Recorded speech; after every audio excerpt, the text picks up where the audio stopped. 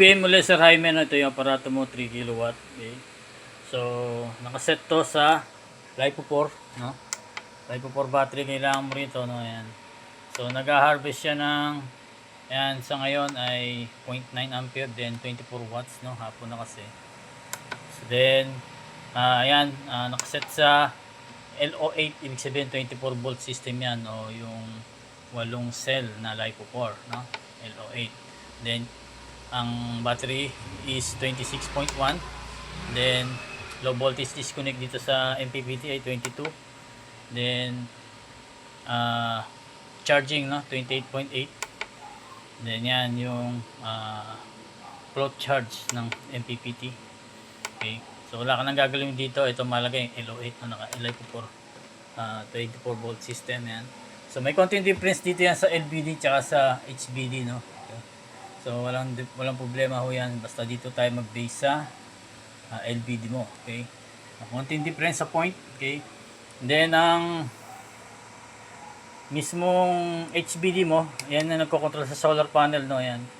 So magko-connect yan ng 26.4, sabihin naka-ilaw LED red, naka-connect yung solar panel mo, kaya meron kang harvest.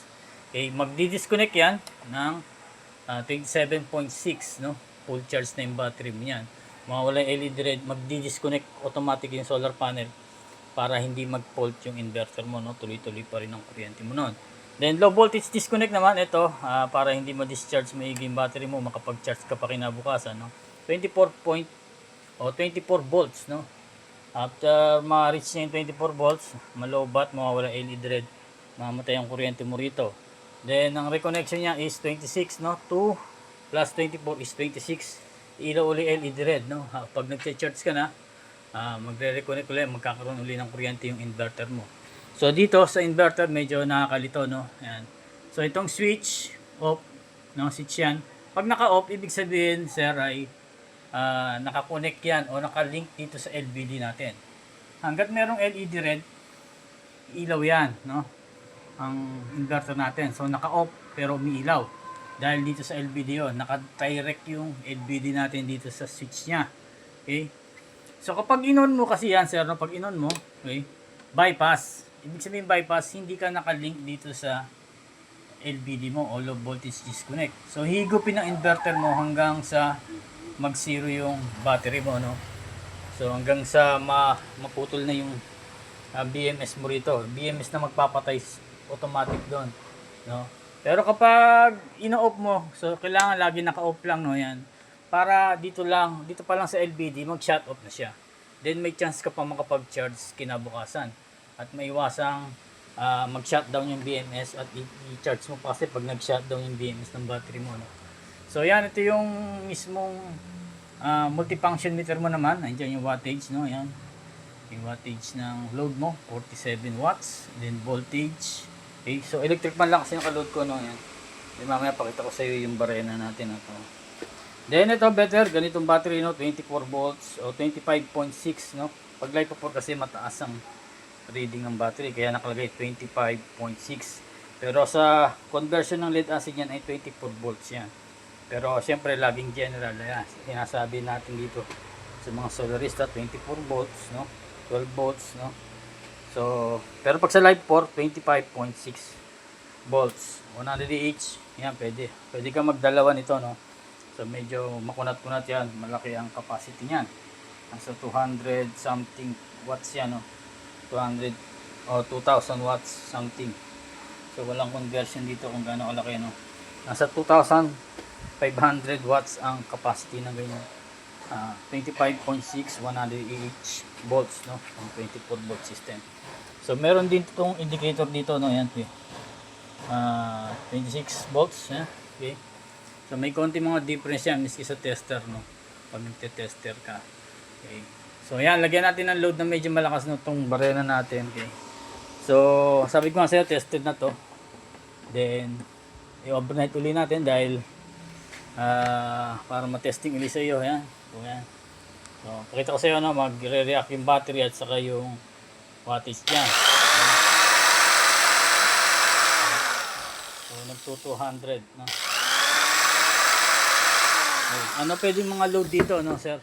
So pwede ka mag-load dito ng pinakamalakas na nga is yung 0.6 horsepower na aircon, window type, pwede.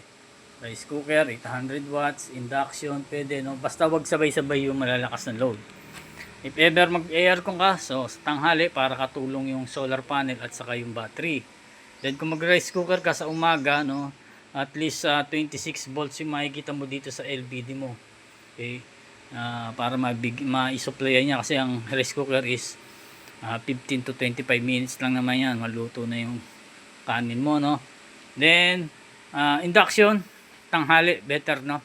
Then decide doon yung mga TV electric fan, siyempre maghapon niya walang problema.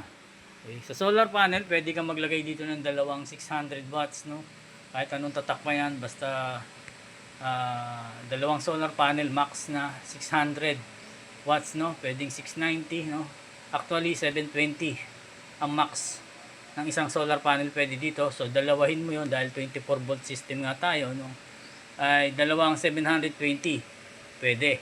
Okay, pero kung may maliliit ka, dalawang 500, no, so pwede ka pa magdagdag ng isang 500, so bali tatlo. So ganun, pwede mo nang chat or video call sa mga concern mo, no. So yan, ang bibilin mo na lang dito ay yung battery. Meron ka ng battery cable dito, and then yung wire ng solar panel mo, no, yung PV wire na tinatawag, at saka solar panel mismo. Yun ang bibilin mo, tatlo, no, major na bibilin mo. Battery, solar panel at solar wire. Okay, so kung wala kang mabilan na solar panel at battery, meron ako link, pwede mong orderan, at available din sa akin yung battery, no, kung gusto mo.